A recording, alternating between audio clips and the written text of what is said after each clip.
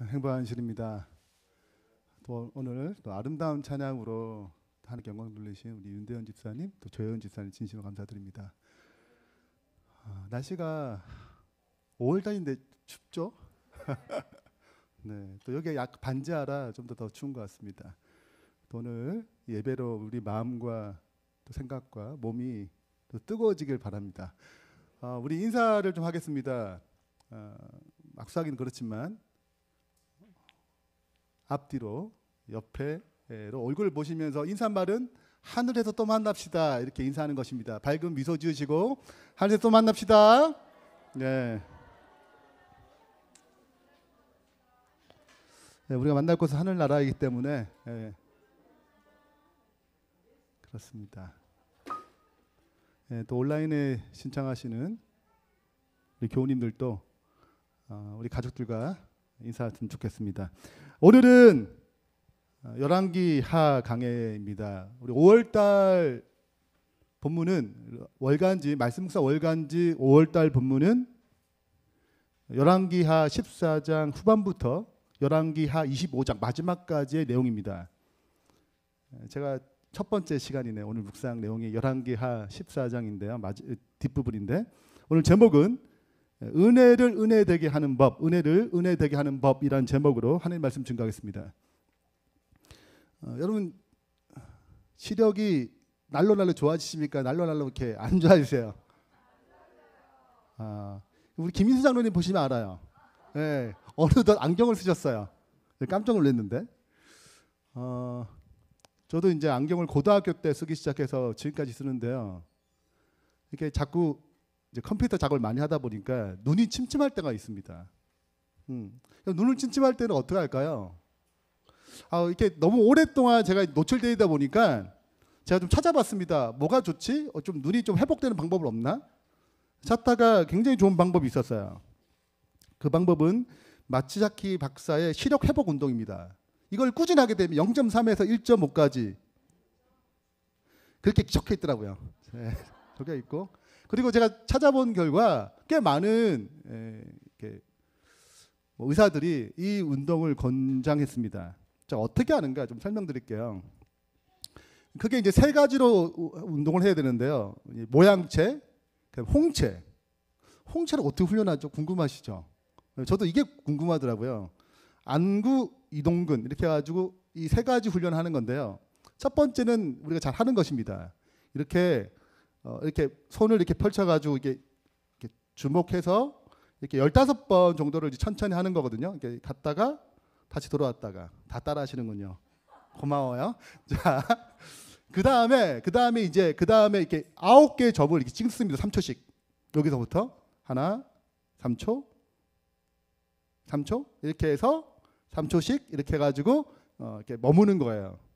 네, 그러면 이제 눈 운동을 하는 것입니다. 자, 홍채 운동 어떻게 할까요? 좀 궁금하던 홍채 운동 어떻게 하지? 자, 홍채 운동은 자기 집을 깜깜하게 만듭니다. 방에 들어가서 최대한 어둡게 만들고 스탠드를 두고 켜요. 5초 동안. 키면 홍채가 반응한답니다.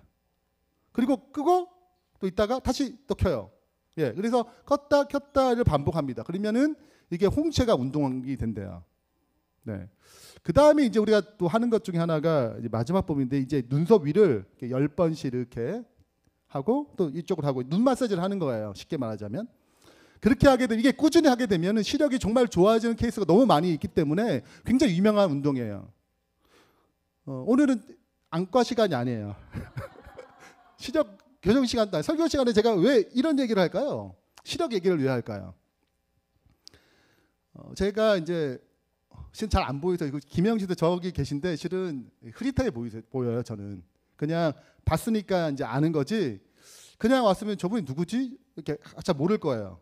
제가 시력이 안 좋으니까 사람을 잘 분별하기 어렵습니다. 네. 그 학교 가잖아요. 약간 민망할 때가 있어요. 학생은 아닌 것 같은데 인사를 해야 되나 말아야 되나 누군지 잘 모르는 거예요. 제가 시력이 안 좋으니까. 네. 근데 영적인 세계도 동일합니다. 영적 세계도 영적인 시력이 좋지 아니하면 하나님의 은혜가 은혜인지 몰라요. 하나님의 역사가 역사인지 모르는 것입니다. 그분의 뜻인지 몰라요. 구별이 안 되는 것입니다. 분별리가 없는 거죠. 이스라엘 백성 유대인들이 예수님이 오셨을 때 그분을 인식하지 못했습니다. 분별할 수 없었던 거죠.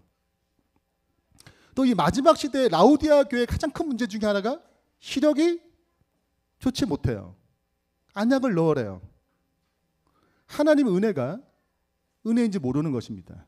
하나님의 역사가 하나님의 역사인지 잘 모르는 것입니다. 자, 오늘 본문이 바로 그와 같습니다.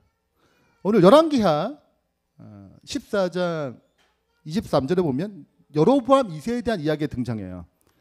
자, 본문 23절입니다. 유다 왕 요아스의 아들 아마샤 제15년에 유다 왕이 소개됐네요. 그 다음에 북방 이스라엘 누가 왕이 됐는가? 이스라엘 왕 요아스의 아들 여로보암이 사마리아에서 왕이 되어 41년간 다스렸어요. 그러니까 이스라엘 왕들 중에 가장 장수한 왕입니다. 가장 오래 다스렸어요. 24절입니다. 여호와 보시기에 악을 행했대요. 41년 동안. 무슨 악인가? 이스라엘에게 범죄하게 한 느밧의 아들 여로보암의 모든 죄에서 떠나지 아니하더라. 자, 여로보암 몇 번 나와요? 2번 나와요. 밑에 여로보암, 위에 여로보암. 2명이기 때문에 첫 번째 등장한 북방 이스라엘의 가장 첫 번째 왕이었던 여로보암을 1세라 그러고, 두 번째 등장한 지금 본문의 그 왕을 여로보암 2세라고 얘기합니다. 자, 근데 이 여로보암 2세가 여로보암 1세가 만들어 놓았던 그 죄를 벗어나지 못했다고 얘기하죠.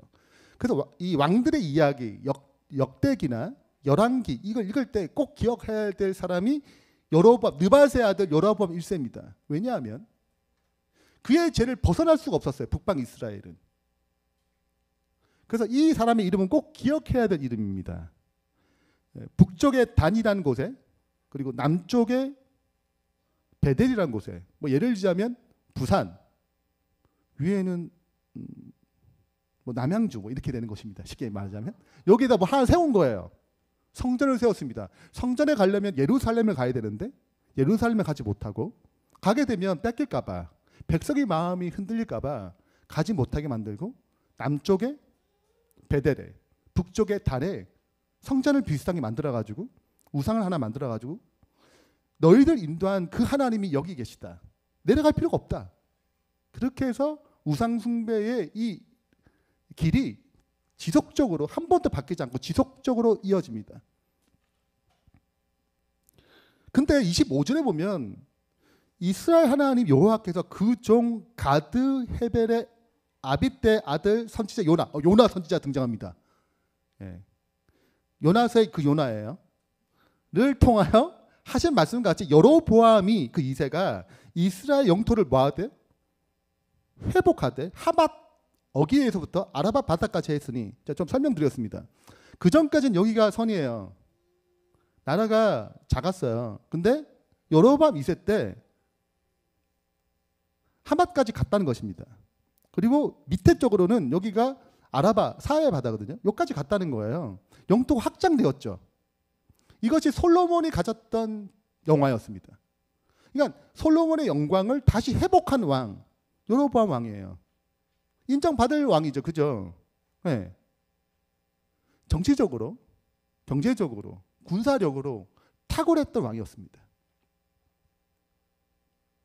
근데 중요한 것은 자기 힘으로 이것을 얻었다고 기록하지 않고 이렇게 이어서 얘기해요. 26절에 이는 왜 이렇게 됐는가? 우상 숭배하는 나라에 이걸 허락하셨는가? 이는 그 이유는 여호와께서 이스라엘의 고난이 심하여 매인자도 없고 노인자도 없고 이스라엘을 도울 자도 없음을 보셨고 많은 어려운 가운데 있었습니다. 사방 이방 민족이 계속 침노했어요. 많은 어려움을 겪었습니다. 27절 여호와께서 또 이스라엘 이름을 천하에 없이 하겠다고 아니하였으므로 아직 은혜가 있었습니다. 은혜의 기간이었어요. 요아스의 아들 여로보암의 손으로 구원하심이었더라. 그래서 여로보암 2세를 통하여 다시금 큰 북이 영광을 누릴 수 있도록 축복하셨어요. 이때 선지자 등장합니다. 요나 선지자, 호세아, 아모스 선지자들이 대거 등장합니다. 여러분 그 엘리야와 엘리사 시대를 보게 되면 하나님께서 강력한 기적 같은 걸 행하시잖아요. 이 시대도 그래요. 여러분 그냥 뭐 땅이 정력됐겠어요? 얼마나 많은 은혜와 그때그때마다 하나님의 계시와 그렇게 해서 땅이 점령된 거거든요. 근데 이렇게 되면 누가 역사예요? 아, 하나님이 인도하시구나. 응? 하나님이 지금 우리를 이끌어가는구나. 그러면 뭘 저버리고 우상 숭배를 좀 처리하고 하나님께 돌아와야 되잖아요. 근데 아까 전에 읽었던 24절의 말씀처럼 여로보암의 그 죄에서 벗어나지 못했다. 떠나지 아니했다. 그렇게 얘기하는 것입니다. 저는 이게 마지막 기회예요. 왜냐하면 여로보암 2세가 죽은 후에 30년 만에 망합니다. 그러니까 지금은 굉장히 은혜 때예요. 뭐 할 때냐면 하나님께 돌아올 때, 하나님 역사가 선명할 때예요. 그래서 돌아와야 되거든요. 근데 그 돌아올 그 놀라운 기회를 놓쳤습니다. 하나님의 은혜가 은혜인지를 인식하지 못함으로 하나님의 은혜를 붙잡지 못했어요.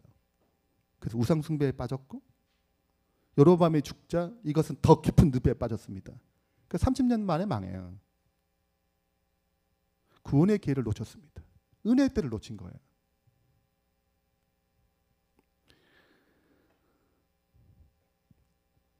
제가 이렇게 제자 훈련 세미나 같은 걸 하잖아요. 어떤 교회 가서 한 변호사님 만났습니다. 그 변호사님이 내가 어떻게 변호사가 됐는지 간증하는 거예요. 들어봤더니 자기 실력으로는 재수를 몇 번 했기 때문에 자기 실력으로는 진짜 안 되더래요. 그래서 이번 시험 보고 끝내야겠다. 난 더 이상 변호사 길이 아닌갑다. 이번이 아니면 하나님 저는 이제 그만두겠습니다. 예. 그리고 이미 결혼도 하고 이제 다른 길을 찾아야 더 이상 이걸 공부할 수 없어요. 자, 근데 공부를 해야 되잖아요. 근데 공부를 이렇게 마음에 흡족하도 못했다고 하는 것입니다. 그리고 이제 공부를 이렇게 페이지가 있으면 이렇게 끝까지 가야 되잖아요. 근데 여기까지 끝인 거예요. 그 마지막 본 게 시험이 잘 안 나오는 문제래요. 거기 가지고 더 가야 되는데 뭐 시간도 없고 볼 능력도 상황도 아니어서 못 봤는데 그 문제가 나오고 그 마지막에 봤던 그 문제가 거의 대부분 안 낸대요. 그 문제는. 근데 그 문제가 나와서 자기가 썼잖아요. 나머지는 많이 틀렸는가 봐요. 그래가지고 자기가 됐다고 가만히 생각해 보면 이게 뭐예요? 자기가 실력이 좋아서 된 게 아니고 진짜 하나님 은혜라는 것을 느낄 수밖에 없다고 얘기하더라고요. 여로보암 2세 시대가 그랬어요. 여로보암 자체가 탁월한 게 아니고 그때그때마다 하나님의 도우심이 있었거든요. 하나님의 역사하심을 느낄 수 있는 시대였습니다. 근데 놓쳤죠. 왜 놓쳤을까? 반대로 어떻게 우리에게 주어진 은혜를 어떻게 인식할까? 어떻게 은혜가 은혜 되도록 만들까? 두 가지로 접근하겠습니다. 첫 번째입니다. 첫 번째는 자아의 틀을 깨뜨리고 하나님의 이끄심에 순종해야 돼요. 성경절 보겠습니다. 여호와의 보시기에 악을 행하여 이스라엘에게 범죄하게 한 느밧의 아들 여로보암의 모든 죄를 떠나지 아니하였어요. 근데 이것과 충돌됩니다. 이스라엘 하나님 여호와께서 그 종 가드 헤벨 아빗대 아들 선지자 요나를 통하여 하신 말씀과 같이 여로보암이 이스라엘 영토를 회복하되 하맛 어기에서부터 아라바 바다까지 하였으니. 자, 하나님의 역사하심이 있어요? 하루아침에 자기 땅에 그만큼을 영토를 확장하는 거거든요. 그게 하루아침이 되는 거예요? 안 돼요. 매번마다 뭐가 있었어요? 하나님의 역사하심이 있었죠. 하나님의 이끄심이 있었죠. 그때마다 엘리사 시대에도 뭐 문제가 생길 때마다 엘리사가 알려줍니다. 아하시아 때 아람이 쳐들어온다. 이렇게 해라. 이렇게 알려주거든요. 이때도 동일하게 선지자들이 대거 등장했던 은혜가 풍성했던 시대이기 때문에 그때마다 뭐 해줬어요? 하나님의 지혜가 흘러갔을 거예요. 그런데 여전히 뭐 하지 못해? 무슨 틀에서 벗어나지 못했어요? 여로보암의 죄에서 벗어나지 못했어요. 왜냐하면 단과 베델의 이 성전을 없애면 성전이 어디 있어요? 어디 가야 돼요? 예루살렘 가야 돼요. 남방 유당 땅에 넘어가야 돼요. 걱정이 돼야 안 돼요? 걱정이 되는 것입니다. 아, 내가 이렇게 가게 되면 백성이 또 마음을 돌이켜서 나를 어떻게 하지 않을까? 이 나라를 다시 이렇게 좋지 않게 흘러가지 않을까? 라는 뭐가 생기는 것입니까? 염려가 생기는 거예요. 두려움이 생기는 것입니다. 하나님의 역사가 보여도 뭐가 생기는 거예요? 놓지 못하는 내 생각과 내 틀이 있는 것입니다.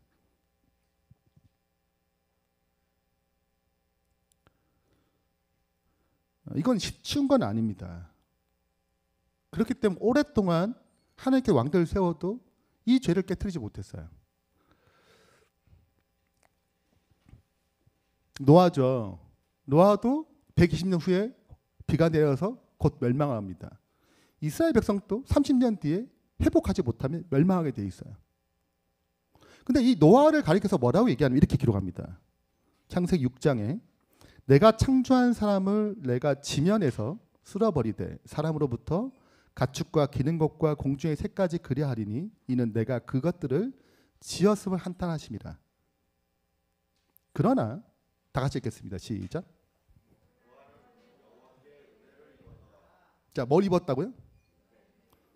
좀 이상하지 않아요? 자, 보세요. 그 많은 사람들 중에 누가 은혜를 입었다고요? 노아가. 노아가 좀 잘났나요? 좀 타고나나요? 하나님은 노아만 특별히 예뻐하셨나요? 왜 노아만 은혜를 입었어요? 아니 많은 사람 은혜를 입히면 되는데 왜 노아가 은혜를 입었냐고요. 근데 이 히브리어의 이 마차라는 단어는 이런 의미를 갖고 있습니다. 원어적으로는 찾다, 발견하다, 붙잡다는 뜻을 갖고 있어요. 하나님의 은혜가 노아에게만 쏟아진 게 아니고 그 세상 모든 사람의 하나님의 은혜가 있었어요. 내려오죠. 왜 그분의 은혜가 왜 노아에게만 집중되겠어요? 모든 사람에게 은혜가 입었죠. 하나님의 은혜는 늘 있는 것입니다. 문제는 이 은혜에 대한 태도죠. 그 하나님이 모든 사람에 주신 그 은혜를 누구는 발견한 거예요? 노아는 발견한 거예요. 이걸 그림을 설명하면 이렇습니다. 하나님 은혜가 이게 은혜라고 생각하세요? 은혜가 막 와요. 모든 사람에게. 네, 근데 세상은 이 은혜를 받는데 거절하는 것입니다. 그릇이 뒤집어져 있어요. 거길 따를 마음이 없는 거죠. 근데 노아는 그 은혜를 뭐 할 마음이 있는 거예요? 내릴 때 받을 마음이 있는 것입니다. 이게 은혜를 입었다고 얘기해요. 은혜를 입는 건 있는 것입니다. 하나님께서 우리만 특별히 사랑한 것이 아니고 모든 사람을 사랑하세요. 한결같이. 근데 그 태도, 그분께서 나를 그렇게 이끄실 때 내가 어떤 태도를 갖느냐에 따라서 우리는 은혜를 발견할 수 있는 눈을 가지게 되는 것입니다. 한 예를 들어볼게요. 예수님이 태어나셨죠. 예수님 태어날 때 하늘에서 찬양이 불렀습니다. 그분의 탄생은, 초림은 은혜 중에 은혜예요. 근데 누가 이 은혜를 발견했나요? 누가 이것을 은혜로 인식했나요? 자, 대표적인 사람들이 목자들이 등장하고 동방박사가 등장하고 종교 지도자들이 등장합니다. 자, 누가 발견했어요? 목자들이 발견했어요. 그건 신학과 출신이 아니에요. 목사들도 아니에요. 그럼 동방박사를 얘네들 이방인이에요. 이방인. 성경을 잘 몰라. 근데 성경을 누가 더 잘 알아요? 종교 지도자들이 잘 알아요. 초림에 대한 예언의 이해도 누가 더 높을까요? 성경에 대한 지식의 차이 누가 더 높아요? 뭘 봐도 누가 예수님 초림을 그 은혜를 발견해야 돼요? 종교 지도자들이 발견해야 돼요. 특히 목사들이 발견해야 되죠. 근데 누가 발견한 거예요? 목자들, 동방박사들.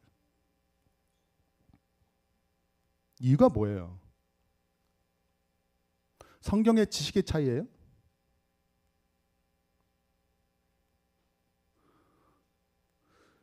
예언을 많이 알고 적게 하는 거의 차이예요? 이런 게 아니죠. 목자들은 자신의 빛에 성령이 하나님의 이끄심에 그냥 반응했습니다. 자신의 삶에 역사하시는 그 하나님에 반응했어요. 삶의 터전에서, 목자로서, 양들을 치면서, 내 직장에서. 동방박사들은 별을 연구하는 사람이에요. 그 상황 가운데서 하나님을 만나게 된 거죠. 그리고 어디 왔어요? 별이 사라지자 예루살렘에서 얘기했습니다. 왕이 오시는데 별 보고 왔는데 여러분 그 왕이 어디서 태어나냐? 난리 났어요. 난리 났어요.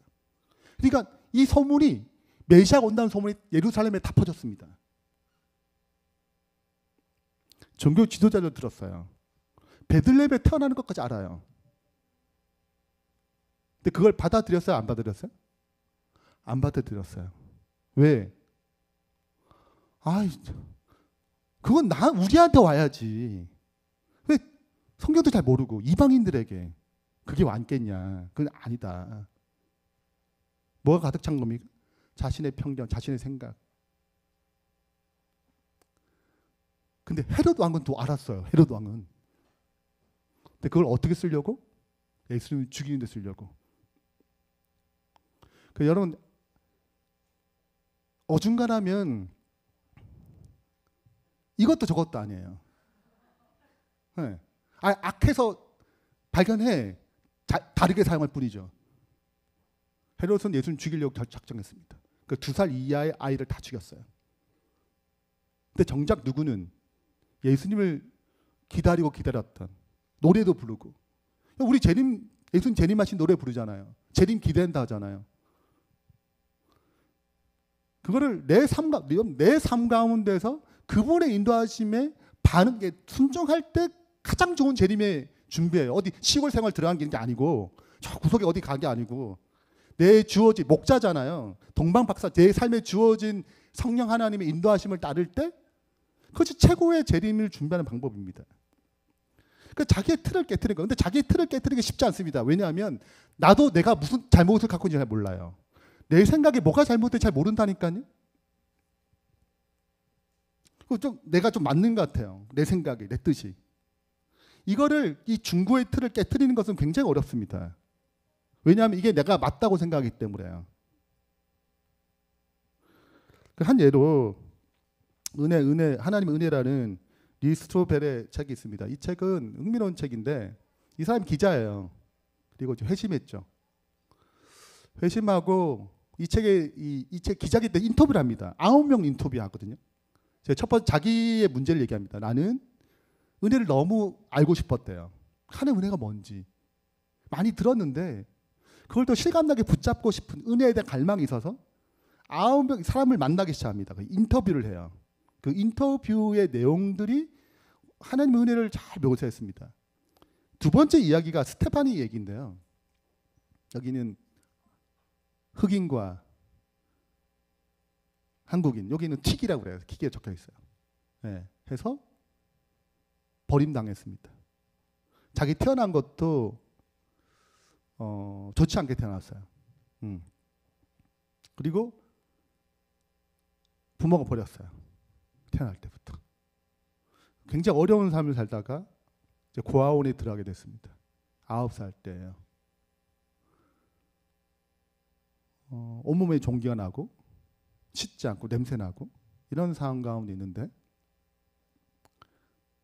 한 미국 목사님이 고아원에 와서 미국을 건너가기 전에 입양을 하고자 아이를 선택하는 중이었습니다. 근데 너무 자기 흑인이잖아요.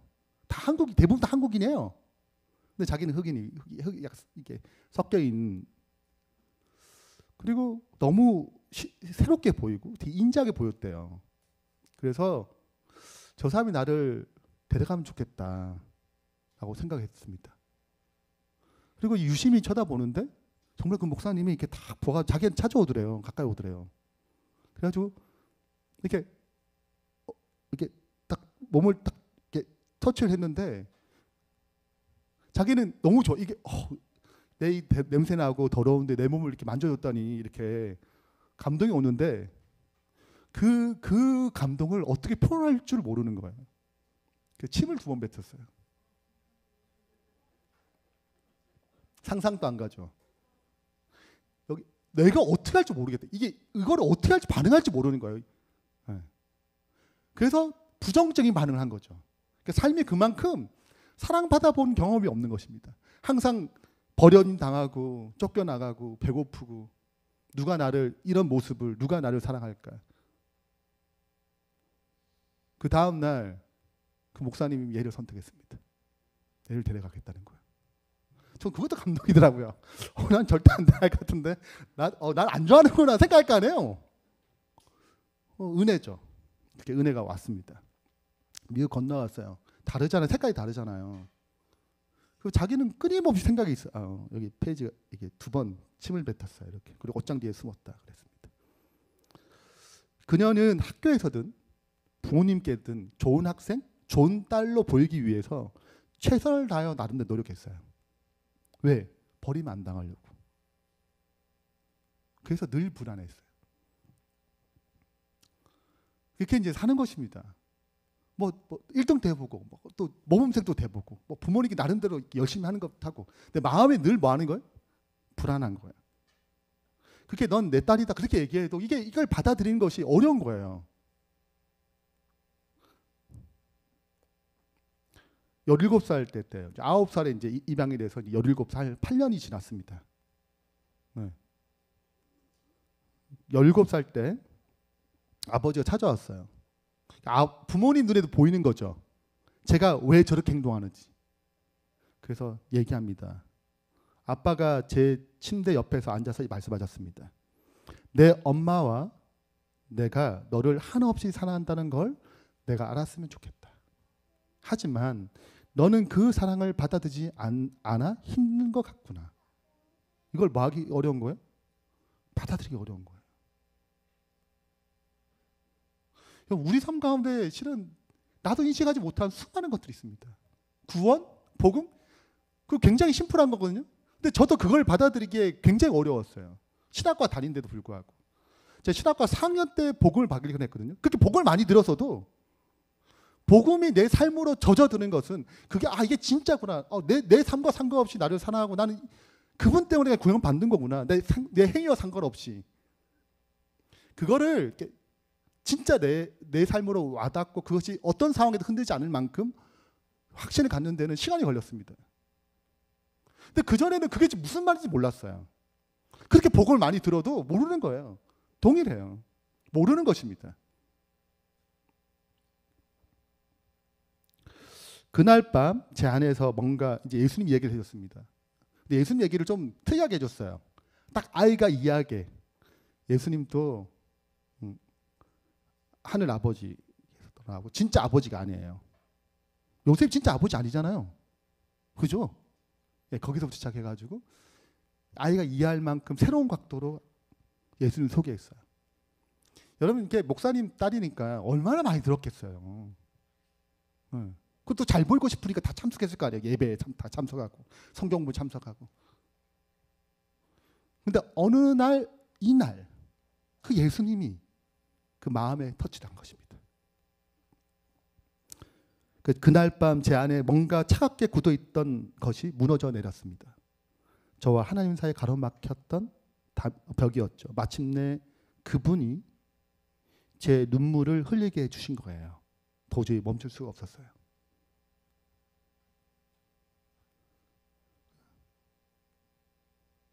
그리고 문득 깨달은 거예요. 예수님이 나를 아신다. 그런데도 나를 사랑하신다. 그분이 내 모든 수치를 아시고 내 모든 죄를 아시고 내 모든 두려움을 아시고 내 모든 외로움을 아시면서도 날 사랑하신다는 것을요. 저는 그 뒤로 달라졌습니다. 어떤 진리가 항상 우리 노출되어 있습니다.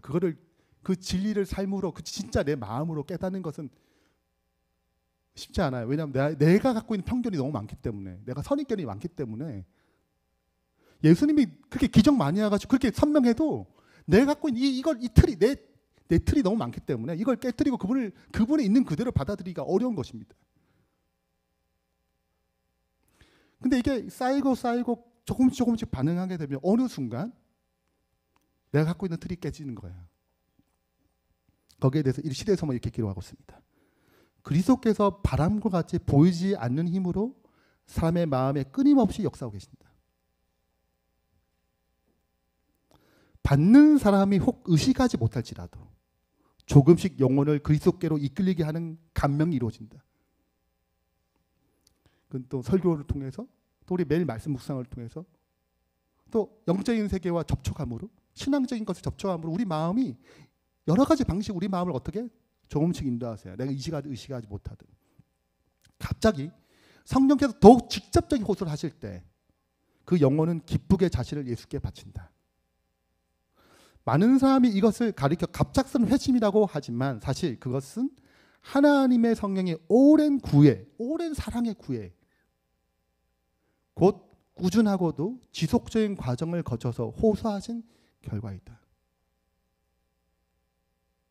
우리가 매일 이렇게 반응하게 되면 은혜가 은혜인 줄 알게 됩니다.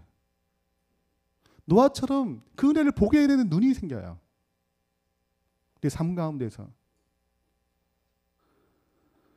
그래서 자아의 틀을 깨뜨리고 하나님 이끄심 순종하게 되면 하나님의 은혜를 보는 눈이 생기는 것입니다. 큰 축복 중에 하나죠.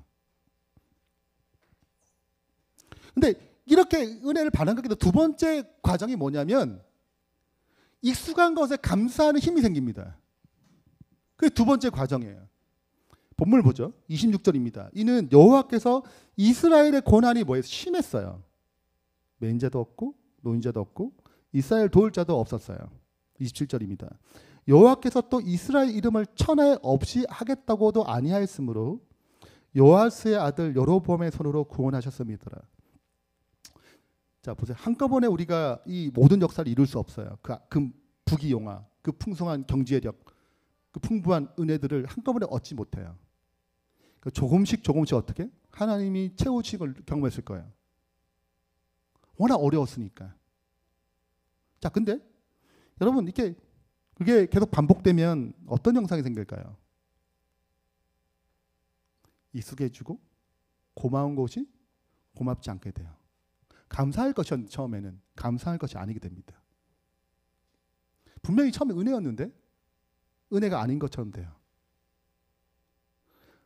이와 비슷한 사건, 그래서 우상숭배를 놓지 못했어요. 이와 비슷한 사건이 출애굽 과정에 일어납니다. 그들은 애굽에 나와서 가나안 땅을 가요. 광야예요. 엄청 덥잖아요. 그럼 하나님이 구름 기둥으로 이렇게 막아줬어요. 태양을. 그러니까 그늘에 지나는 거죠. 이렇게. 그리고 밤이면 춥거든요. 길 확 떨어져요. 불기둥으로 그들 돌봐줬어요. 그걸 매번 봐요. 매번. 그럼 처음 볼 때 어땠을까요?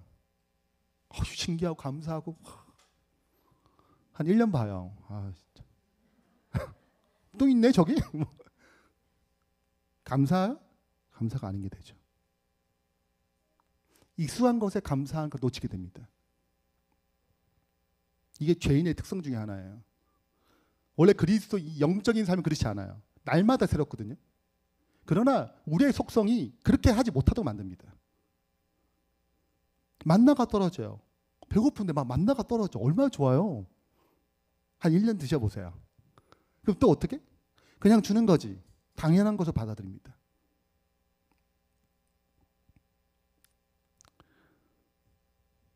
그래서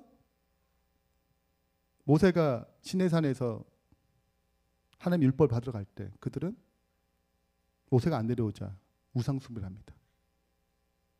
은혜를 망각한 거예요. 식물교훈, 천년기에 보내는 숨겨진 진리, 식물교훈에 보면 이렇게 기록하고 있습니다. 죄인은 감사하지 않은 탕자와 같이 하나님께서 주시는 모든 선물을 마치 자기가 응당 받아야 할 권리로 생각하고 주장한다. 이게 죄인의 속성이에요. 이게 계속 잡아당기는 거예요. 내가 왜 삶에 감사가 없지? 그게 원래 죄인의 속성이에요. 그분의 성령의 인도하심에 내가 계속 반응하게 되면 내 익숙해진 것, 이미 주어진 것, 그것을 감사하는 능력이 생기거든요.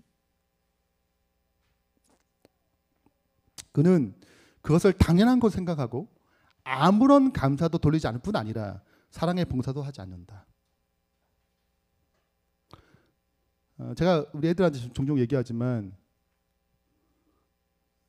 자식들에게 밥을 주죠. 당연하게 먹어요. 당연하게. 아빠 밥 줘. 엄마 밥 줘. 마치 우린 당연히 그것을 해야 될 것처럼. 절대 그렇지 않아요. 자녀를 잘 들으세요? 절대 그렇지 않아요. 여러분을 그대로 고아를 남기면 부모는 그냥 끝나는 거예요. 여러분 고아는 사는 것입니다. 여러분을 사랑해서 그걸 지는 거예요. 은혜를 베푸는 거라고요. 사랑하니까 감내하는 것입니다. 그게 당연한 게 아니에요. 부모가 내게 주어진 사랑이 절대 당연하지 않고 자녀가 부모로 받는 사랑, 어떤 봉사, 먹여주고 재워주고 이게 당연한 게 절대 아닙니다. 어떻게 당연해 그게요. 사랑의 은혜지. 사랑하니까 베푸는 거죠. 아빠 밥 주고 해도 그 해야 되고 그런 거죠. 근데 죄인은 감사할지 몰라요. 그게 감사한지 모른다니까요. 그게 은혜인지 몰라요. 자녀 교육할 때 꼭 기억해 주셔야 돼요. 이거 얘기해 줘야 돼요. 당연한 걸 생각합니다. 안 하면 이상한 부모라고 생각해요. 아니 그렇지 않아요. 사랑하기 때문에 베푸는 거예요. 오늘 주제곡이 은혜입니다. 내가 누려왔던 모든 것들이, 내가 지나왔던 모든 시간이, 내가 걸어왔던 모든 순간이 당연한 것이 아니고 은혜였어요. 근데 전에는 당연하다 생각했던 거죠. 뭐가 온 거예요? 그것을 은혜로 볼 수 있는 눈이 생긴 거죠. 신앙은 이게 중요한 것입니다. 아침에 해가 뜨고 저녁에 노을, 봄의 꽃 향기와 가을의 열매, 변하는 계절의 모든 순간이 당연한 것이 아니고 하나님의 은혜였어요.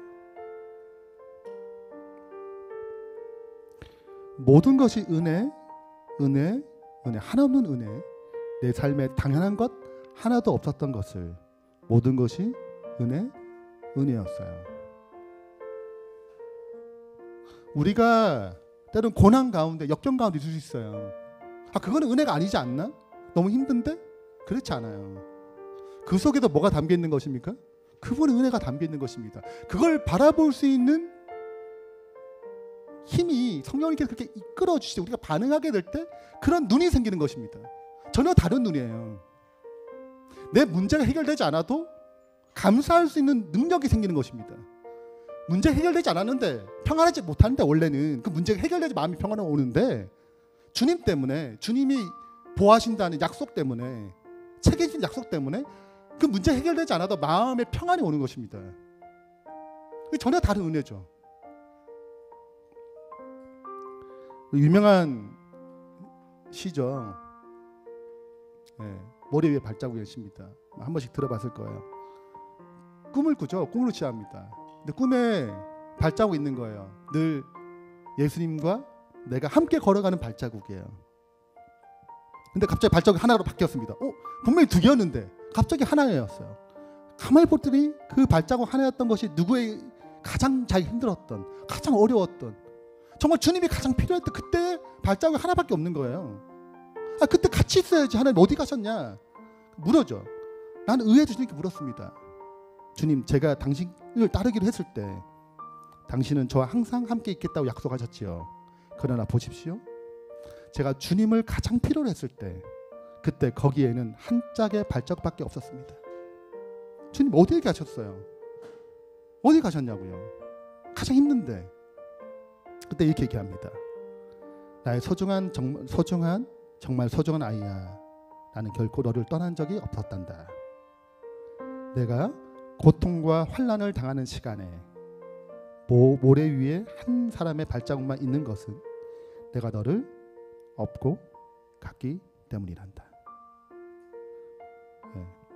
우리 고난의 순간에도 그분의 은혜를 바라볼 수 있는 힘이 우리에게 필요합니다. 우리가 성숙할수록 그런 눈이 생겨요. 하나님께 내 삶의 작은 부분에 대해 순종하게 될 때 눈이 점점 생깁니다. 내 삶이 그 모든 어려운 것들이 하나님 은혜가 있었음을 보게 되는 것이죠. 결론을 맺겠습니다. 오늘 열왕기하 14장을 통해서 여로보암 인생을 통해서 하나님께 그 어떤 역사보다 풍성한 축복을 주셨습니다. 그리고 선지자들도 대거 주셨어요. 근데 그들은 그 은혜를 은혜되지 못하게 받아들였습니다. 우리의 삶도 그럴 수 있어요. 열린교회 왔잖아요. 이게 좋죠? 네, 감사해요. 한 분밖에 없네. 자, 한 분만 감사드려요. 자, 근데 여러분 이게 좋은데 이게 뭐 하게 되면, 익숙하게 되면 좋은지 몰라요. 감사하지 모릅니다. 왜? 우리가 그런 속성 갖고 있거든요. 그래서 우리가 끊임없이 이 자아의 틀을 깨뜨리고 성령님께 끊임없이 순종해야 합니다. 그러면 그때 반응하게 되면 내 삶에 그렇게 익숙해졌던 것들, 전에 감사하지 못했던 것들, 그 모든 것들이 감사하게 되는 은혜가 우리에게 삶에 주어집니다. 오늘 이러한 축복이 우리 삶 가운데 흘러넘치기를 주의 이름으로 축원하면서 말씀 마치겠습니다.